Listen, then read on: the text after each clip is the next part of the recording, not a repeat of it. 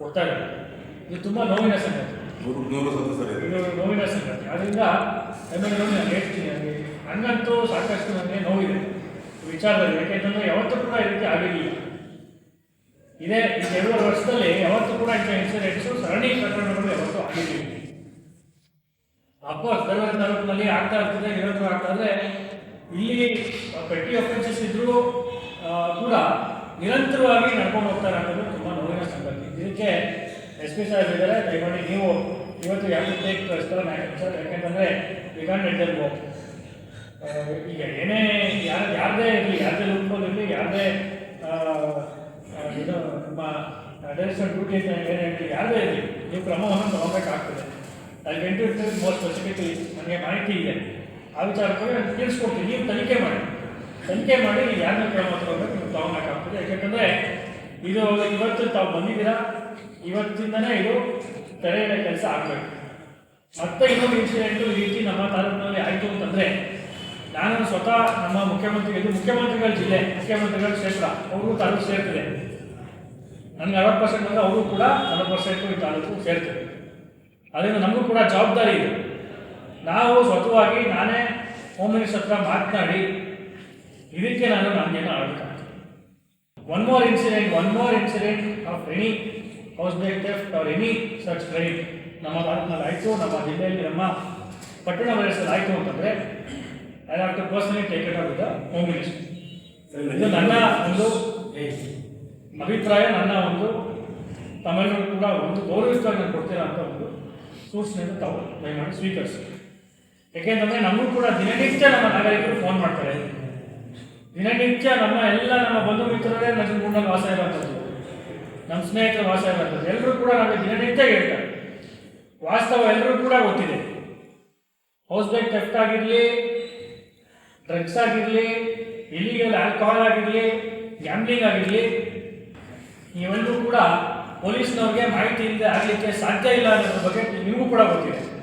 ಇದು ಮುಖ್ಯಮಂತ್ರಿಗಳು ಕೂಡ KDP ಸಭೆಯಲ್ಲಿ ಅವ್ರು ಹೇಳಿದ್ದಾರೆ, ಸ್ವತಃ ಅವರೇ ಹೇಳಿದ್ದಾರೆ. ಅದರಿಂದ ದಯಮಾಡಿ get in to it more in detail ಮೀಟಿಂಗ್ನಲ್ಲಿ.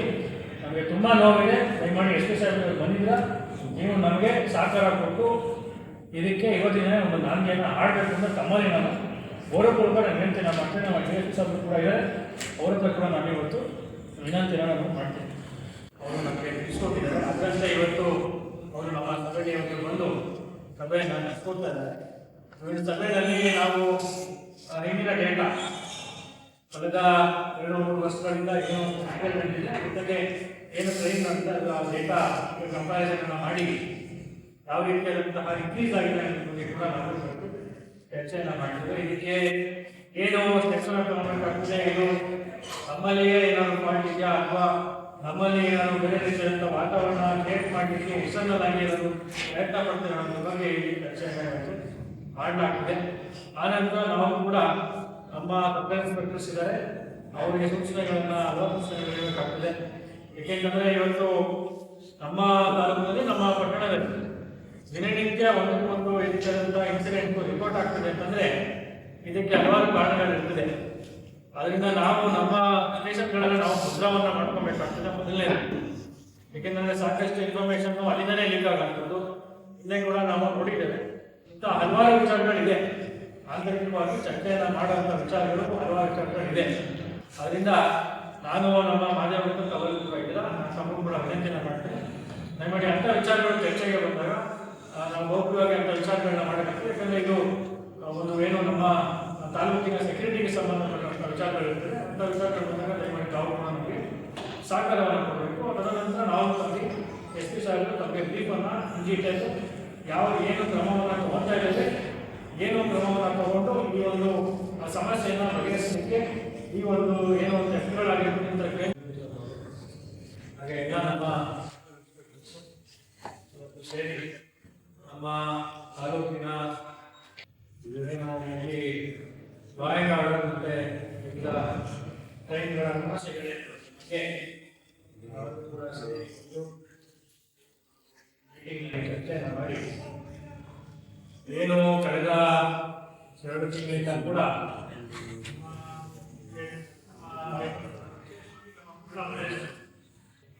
ಅನೇಕ ಚಟುವಟಿಕೆಗಳು ಇಲ್ಲಿ ನಮಗೆ ಕರ್ತವ್ಯಗಳು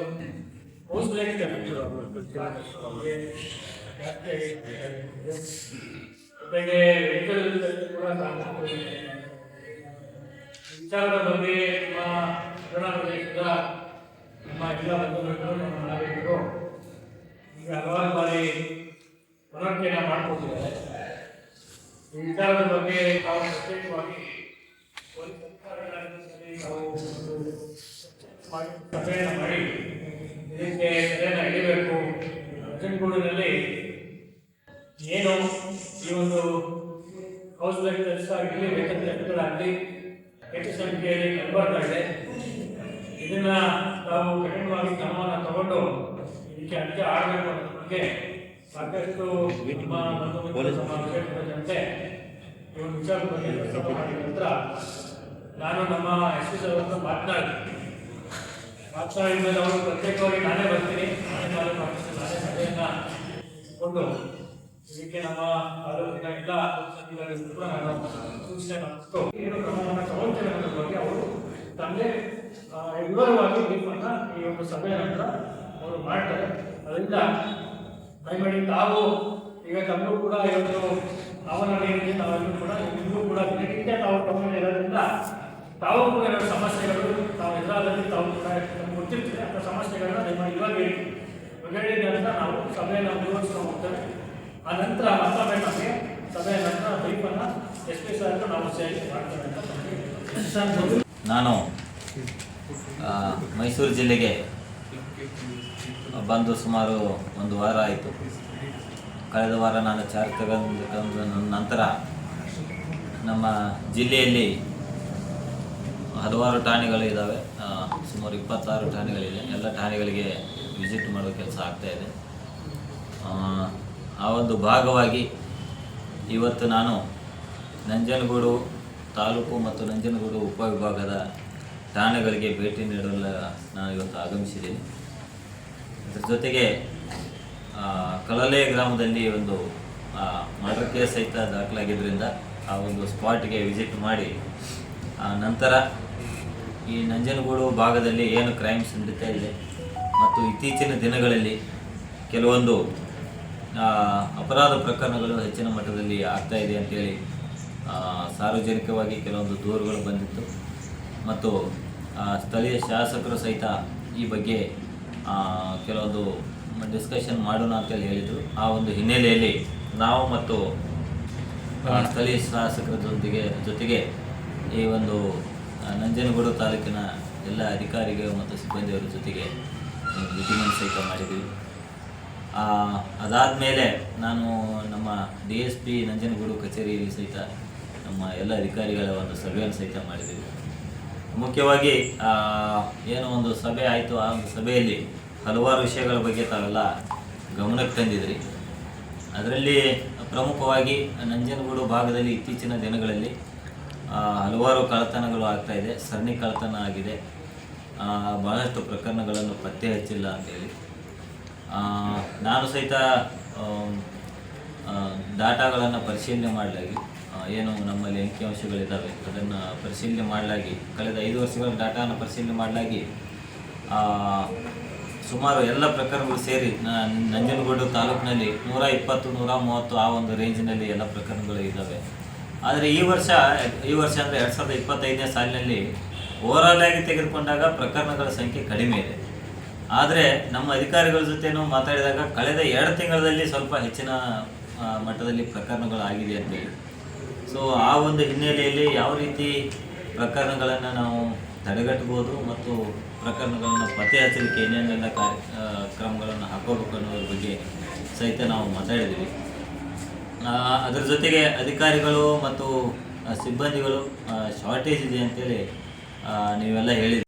ನಂಜನಗೂಡು ಭಾಗದಲ್ಲಿ ಏನೋ ಪೊಲೀಸ್ ಠಾಣೆಗಳಿದ್ದಾವೆ, ಇಲ್ಲಿ ಸಹಿತ ಸ್ವಲ್ಪ ಸಿಬ್ಬಂದಿಗಳು ಜಾಸ್ತಿ ಪ್ರಿಫರೆನ್ಸ್ ಕೊಟ್ಟು ಬರೋದಿಲ್ಲ. ಇಲ್ಲಿ ಬಂದವರು ಸಹಿತ ಮೈಸೂರು ಸಿಟಿಯ ಸುತ್ತಮುತ್ತಲಿನ ಪೊಲೀಸ್ ಠಾಣೆಗಳು ಏನು ಜೈಪುರ್ ಇದೆ, ಇಲ್ವಾಲ ಇದೆ, ವರುಣ ಇದೆ, ಆ ಕಡೆ ಜಾಸ್ತಿ ಜನ ಹೋಗ್ತಾರೆ. ಹೀಗಾಗಿ ನಂಜನಗೂಡಿನಲ್ಲಿ ಬರಲಿಕ್ಕೆ ಸ್ವಲ್ಪ ಜಾಸ್ತಿ ಸಿಬ್ಬಂದಿಗಳು ಇಷ್ಟಪಡೋದಿಲ್ಲ. ಹಾಗಾಗಿ ನಾವು ಮತ್ತು ಏನು ಈ ಸಿಬ್ಬಂದಿಗಳಿದ್ದಾರೆ ಆ ಸಿಬ್ಬಂದಿಗಳು ಇದ್ದವರೇ ಇಲ್ಲಿಂದ ಇಲ್ಲೇ ರೂರಲ್ನಿಂದ ಟೌನಿಂದ ಬಿಳಿಗೆರೆ ಹೀಗೆ ಇಲ್ಲೇ ಓಡಾಡ್ತಾ ಇದ್ದಾರೆ.